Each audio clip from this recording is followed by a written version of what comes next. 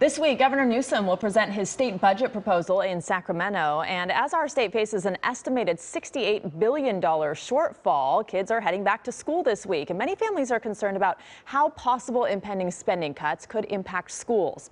We're joined live by Troy Flint. He's a spokesman for the California School Boards Association. Welcome. Thanks for being here. Thanks for having me. So what does this year's budget look like, and how does it compare to previous years, especially as we come out of the pandemic?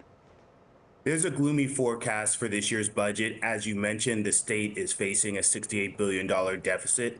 That's much larger than was anticipated earlier in the year because of the late deadline for submitting taxes in response to the winter storms. The state didn't have the usual amount of information it has to make more accurate predictions.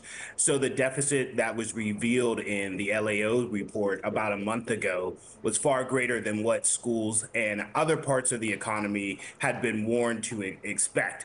And so now there's a fear that there will be cuts, which would be debilitating to public schools and other sectors of the economy. What kind of cuts are we talking about? I mean, what would be the first things to go? What do these budget cuts look like?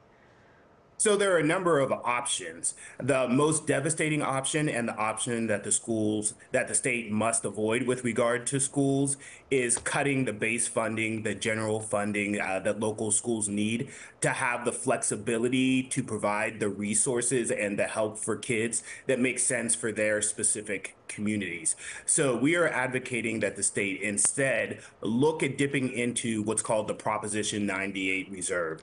This is a special reserve fund which is set aside for public schools to help them in these lean years. It's what the fund was created for, and we need to take advantage of it now during a budget crisis.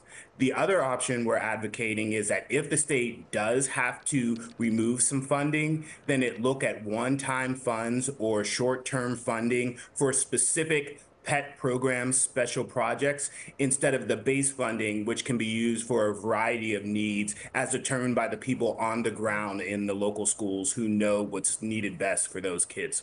And I know a lot of the COVID programs are also running out, so it's kind of a double whammy for a lot of these public schools.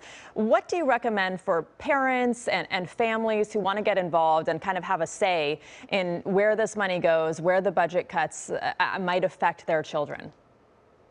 I would encourage parents to be proactive. Don't wait until the very end of the process when the budget is announced. You have the most influence early on. The governor is announcing his budget proposal on Wednesday.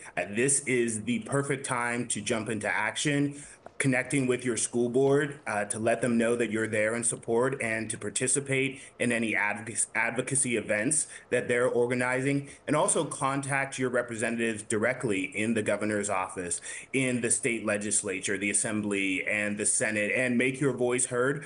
There are big elections coming up. People are very sensitive. They're going to be responsive to a certain degree to public sentiment. So the louder people speak, the more influence they can have on the process.